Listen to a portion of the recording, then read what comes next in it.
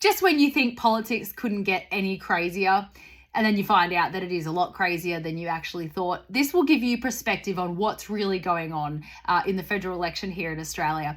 Now, most people probably know, and if you don't, here you go. Now, you've got the Labor and the Liberal Party obviously going against each other, right? But what a lot of people don't realise is that within those major parties, within the Liberal and within the Labor, they actually have factions within those parties. So let's take the Liberal Party, for example. So there is a left faction and a right faction. Now, the left faction shouldn't exist because the Liberal Party is supposed to be conservative and should probably be a little bit past the middle onto the right. But anyway, the point is they have a left and a right faction in the Liberal Party. So we're going to use Peter Dutton as an example here, which isn't an example because it's actually what's happening. Now, the left faction of the Liberal Party hate Peter Dutton so much that they would prefer for the entire Liberal Party to lose the election to Labor instead of letting Peter be the Prime Minister. How insane is that? So apparently, especially in New South Wales, the left faction of the Liberal Party, which is the administration executive boards of these parties, they're fighting against each other all the time. They must be such narcissistical, selfish something or others, right?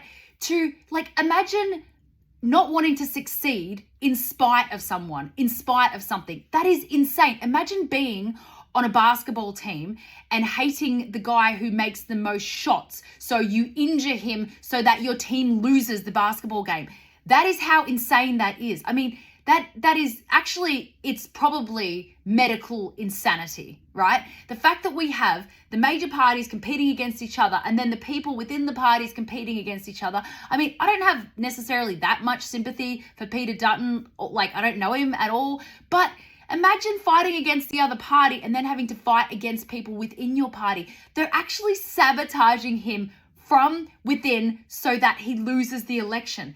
This makes no sense. This is not how democracy is supposed to be run. You're supposed to have two teams that are on the same team. Oh my gosh. I mean, I can't believe that Peter Dutton doesn't have wrinkles on top of his head. I mean, this, even just talking about this seems so stressful and so ridiculous to me. I don't know how anyone could deal with it. Anyway, the major parties should be filled with people who align with the founding values of that major party. So the Liberal Party is supposed to be yay for freedom of speech and freedom of religion and all that sort of stuff. But you've got people in the executive boards of the Liberal Party that are actually on the left and should definitely be in a different party altogether. And they've gotten so much control over the party that now they can sabotage their own leader. It is insane. So when you're looking at the election coming up, just understand it's a lot more complicated than you think. But, both of these parties need reforms because this is not democracy. This is a circus. Anyway, see you guys next time.